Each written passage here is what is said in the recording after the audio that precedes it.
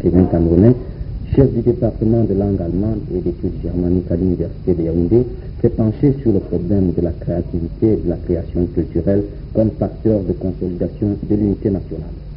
Mesdames, Mesdemoiselles, Messieurs, si nous abordons la question de la culture dans le contexte de la consolidation de l'unité nationale sous l'angle de la créativité et de la création, c'est bien parce que toute culture vient de la création et que la création elle-même est suscitée, elle est engendrée par la créativité. La créativité qui émane d'un don de création habite l'auteur de la création comme une espèce de faculté, comme un pouvoir d'enfantement. C'est de cette gestation que surgit la création.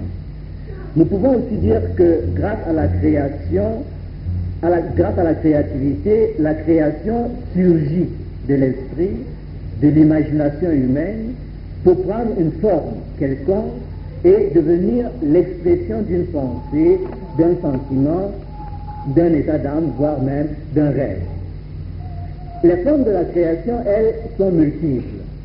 Le texte littéraire, par exemple, l'œuvre musicale, le tableau de peinture, l'objet sculpté, le travail d'artisanat, les réalisations architecturales, voire même le mode de gouvernement, émanent tous de cet enfantement qu'est la création et surtout la création artistique. Cette création peut être solitaire ou résulter d'un groupe. Nous pouvons en effet considérer la création comme solitaire car l'homme a toujours créé en tant qu'individu dans la solitude de son être, de son fort intérieur, même si cette création s'est souvent moulée dans le groupe et s'est confondue avec celui-ci. Seulement, voilà, l'homme en réalité n'a jamais créé seul. Il n'a jamais créé seul parce qu'il n'a jamais vécu seul. Et l'homme se caractérise comme une espèce qui vit, prospère et s'épanouit dans le groupe. Sa création, donc, exprime ce qu'il a marqué de façon positive ou négative, la joie, la tristesse, mais jamais l'indifférence. Or, ce qui le marque dépend de deux facteurs principaux, l'un interne et l'autre externe. Le facteur interne se distingue par l'hérédité personnelle, par le passé vécu, par le caractère, la façon d'être, de concevoir, de ressentir les choses, etc. Le facteur externe, quant à lui, est conditionné par l'environnement naturel, le cadre de vie, le milieu social, etc. Ainsi, la création solitaire porte toujours les éléments du groupe. Et la création de groupe, alors, la création de groupe porte les marques indélébiles de l'individualité, des individualités créatrices. Le souci majeur de la création de groupe réside dans la conservation des valeurs acquises, des valeurs tendant à protéger la société et à permettre à l'homme de se mouvoir en harmonie à l'intérieur de celle-ci. Mais la création de groupe s'engage aussi dans la création de valeurs nouvelles, permettant à la société de prendre un nouvel élan, d'ouvrir de nouvelles perspectives, d'offrir des solutions nouvelles aux problèmes de l'heure. Le Camerounais, modelé par les péripéties de son histoire, est aujourd'hui créateur solitaire, créateur en groupe, ou les deux à la fois. Comment se posent à lui les problèmes de la création et surtout dans l'optique de la consolidation de l'unité nationale?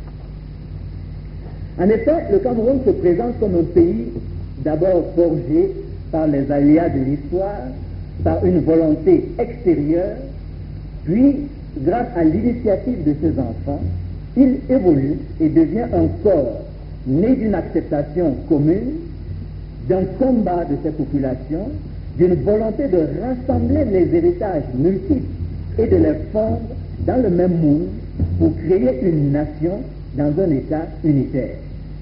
Mais ces héritages multiples suffisent donc pour créer, voire consolider l'unité nationale.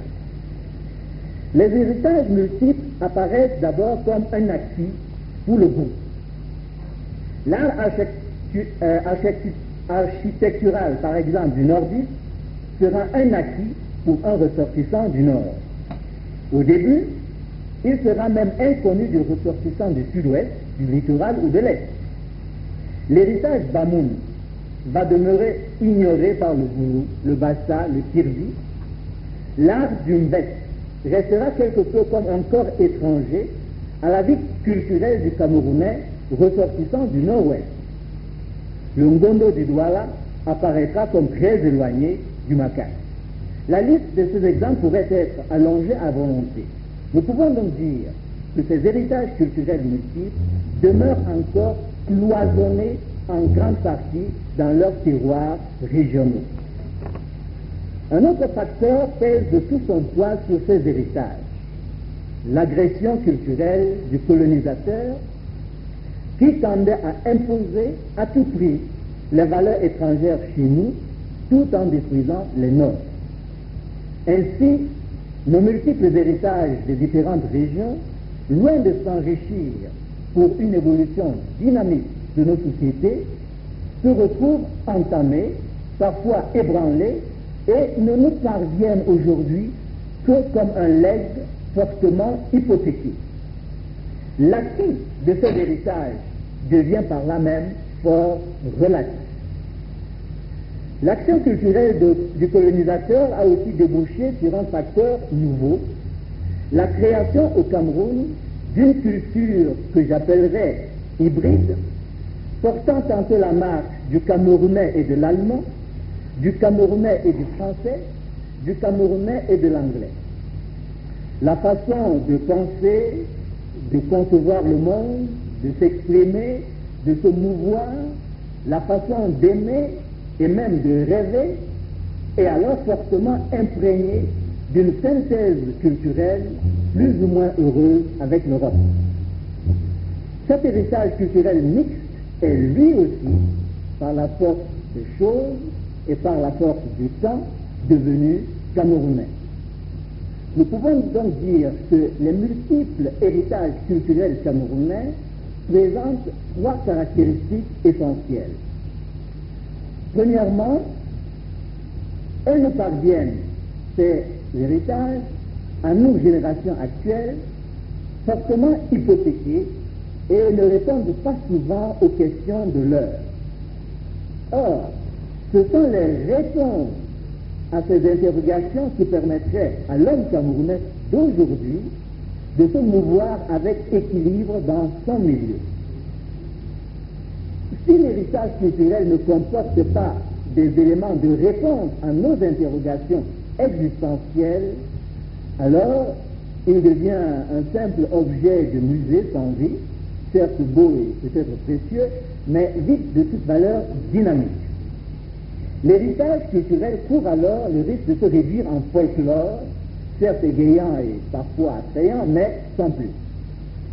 Deuxièmement, les multiples héritages culturels camerounais portent encore de forts accents de régionalisme, ce qui n'est pas mauvais pour la qualité d'une spécificité, mais ce qui traduit quand même une faiblesse.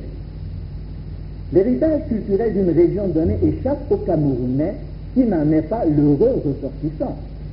Et le Camerounais d'aujourd'hui ne s'approprie que très rarement l'héritage culturel d'une autre région pour enrichir son univers culturel à lui. Troisièmement, la synthèse culturelle avec l'Occident s'avère souvent être plus un déracinement, une acculturation, voire une aliénation, qu'une véritable synthèse ou symbiose. Ainsi, par exemple, le Bassa, qu'on dirait francisé, ignorera les valeurs culturelles profondes de son terroir et vivra plutôt à la française, tandis que le Bakweri, qui tient à la tradition anglaise, évoluera loin des valeurs culturelles profondes du Sud-Ouest. Ayant donc constaté ces trois caractéristiques essentielles, une question vient à l'esprit. Que faudrait-il faire pour échapper au piège de la dispersion et contribuer plutôt à consolider l'unité nationale à travers la culture? Un brassage dynamique, me semble-t-il, de nos multiples héritages culturels s'impose. Ces héritages représentent des créations culturelles qui ont le mérite d'exister déjà, et grâce à elles, nos traditions camerounaises peuvent être saisies et exploitées pour d'autres équilibres contemporains. Il s'agira donc d'offrir à chaque Camerounais la possibilité de découvrir les créations culturelles de son groupe. Et ceci est loin d'être un acquis. Et en même temps, de lui permettre de s'imprégner des créations culturelles des régions autres que la sienne pour qu'il se les approprie et en fasse son héritage à lui. Le brassage dynamique devra nous permettre enfin de mieux intégrer les valeurs culturelles étrangères, fussent-elles européennes, américaines, chinoises ou autres, à nos valeurs profondes et de créer ainsi une personnalité camerounaise forte. Ce brassage dynamique de nos multiples héritages annonce, en y regardant de près, un besoin de plus en plus pressant, le renouveau culturel du Cameroun, c'est-à-dire un nouvel élan, un nouvel essor dans notre création. Ce renouveau culturel qui en fait a déjà commencé, et les fêtes de ce 10e anniversaire de la République unie du Cameroun en sont les preuves, devrait remplir, à mon avis, trois fonctions essentielles pour permettre aux Camerounais d'asseoir son équilibre aujourd'hui et de le sauvegarder demain.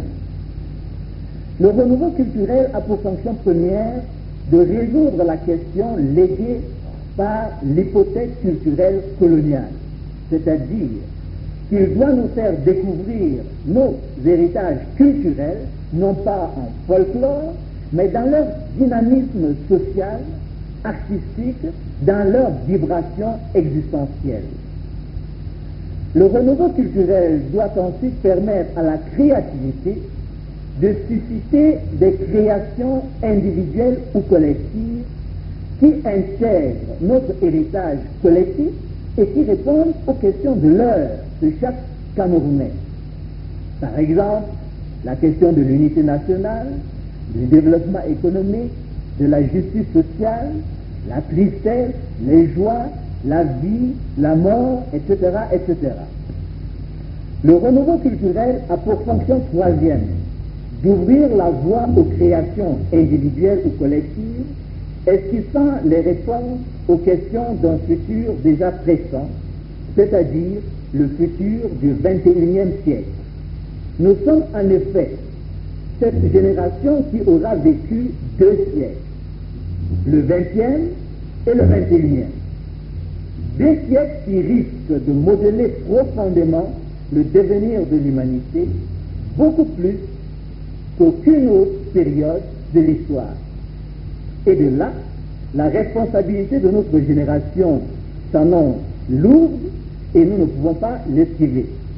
Nous serons bel et bien là et nos enfants aussi. Dès aujourd'hui donc, le renouveau culturel camerounais doit se préoccuper des messages et des inquiétudes de ce futur déjà tellement présent. Monsieur le ministre, Madame, Mademoiselle, Messieurs, si ces 3 fonctions du renouveau culturel sont remplies, l'unité nationale sera consolidée par un héritage commun et s'épanouira dans une création répondant aux questions de l'heure. Plus encore, l'unité nationale sortira renforcée des tumultes du siècle à venir et permettra ainsi au Cameroun d'offrir sa part d'originalité, sa contribution dynamique au bien-être des peuples de cette terre. Je vous remercie.